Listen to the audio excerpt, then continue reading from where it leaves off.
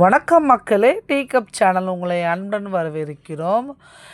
அதாவது என்னன்னு தெரியல, எலெக்ஷன் வருதுன்றதுனால அவசரமாக கச்சா முச்சான்னு இருந்த இந்த ஒயர் எல்லாமே சரி பண்ணி போல்டு நெட்டெல்லாம் போட்டு நல்லா பர்ஃபெக்டாக ஆக்குறாங்க. திடீர் நகர், அதாவது பெச நகரில் திடீர் நகர். நிறைய பேர் வீடுங்களில் இங்கே கரண்ட்டு கிடையாது.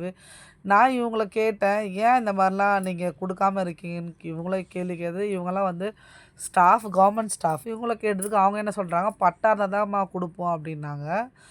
அப்போ நான் அவங்கள திருப்பி கேட்டேன், எலெக்ஷன் டைமில் பட்டா இருக்கிற வீடுங்க மட்டுமா ஓட்டு கேட்க வராங்க? எல்லாருக்கிட்ட தானே ஓட்டு கேட்க வராங்க.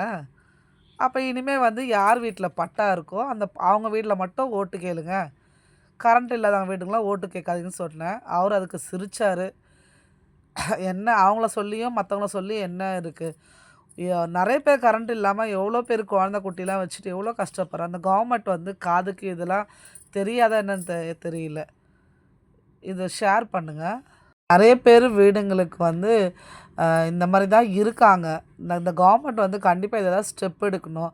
அட்லீஸ்ட் இவங்களுக்கு ஏதாவது ஒரு இது நம்ம மினி அந்த மாதிரி ஏதாவது ஒன்று கொடுத்து இவங்களுக்கு ஏதாவது ஒரு வாழ்வாதாரத்தை தூக்கி விடலாம்.